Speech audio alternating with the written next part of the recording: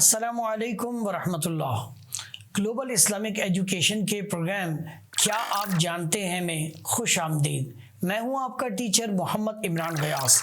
روزے کے متعلق فقہی مسائل کی آج 9ویں کلاس ہے، تو چلیں شروع کرتے ہیں۔ مولایا صلی وسلم دائما ابدا علی حبیبک خیر الخلق کلہم۔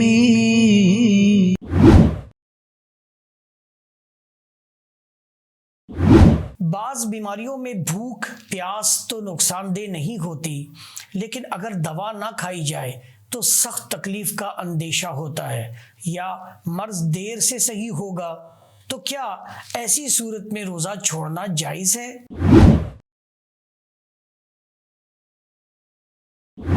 اس صورت میں اگر مریض کو غالب گمان ہو، یا تجربے سے یہ بات معلوم ہو چکی ہو، یا غیر فاسق ماہر ڈاکٹر نے یہ بتایا ہو کہ روزہ رکھنا مریض کے لیے سخت نقصان کا باعث ہے، یا مرض دیر سے صحیح ہوگا، تو اسے اجازت ہے کہ روزہ نہ رکھے اور بعد میں قضا کر لے۔ مختصر القدوری میں ہے، وَمَنْ كَانَ مَرِيدًا فِي شَهْرِ رَمَضَانَ فَخَافَ إِنْ صَامَ ازْدَادَ مَرْضُهُ أَفْطَرَ وَقَضَى۔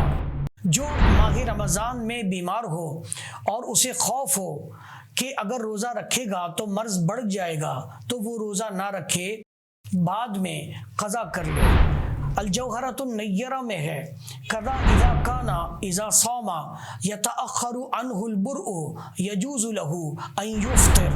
اسی طرح اگر وہ روزہ رکھے گا تو مرض دیر سے درست ہوگا تو اس کے لیے روزہ چھوڑنا جائز ہے۔ صدر الشریعہ بدر الطریقہ مولانا امجد علی اعظمی رحمہ اللہ فرماتے ہیں، مریض کو مرض بڑھ جانے یا دیر سے اچھا ہونے یا تندرست کو بیمار ہو جانے کا گمان غالب ہو، یا خادم یا خادمہ کو ناقابل برداشت ضعف یعنی کمزوری کا غالب گمان ہو، تو ان سب کو اجازت ہے کہ اس دن روزہ نہ رکھیں۔ ناظرین محترم، آج کی کلاس میں یہی ختم کرتا ہوں۔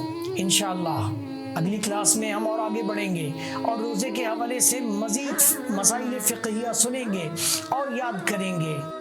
آئی ہوپ کہ آج کی کلاس آپ کو ضرور پسند آئی ہوگی، اور اگر آپ کو آج کی کلاس پسند آئی ہے تو نیچے کمنٹ سیکشن میں ضرور کمنٹس کریں۔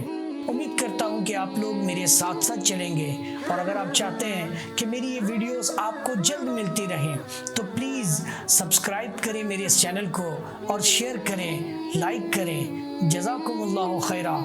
Thank you. مولایا صلی وسلم دائما ابدا علی حبیبک خیر الخلق کل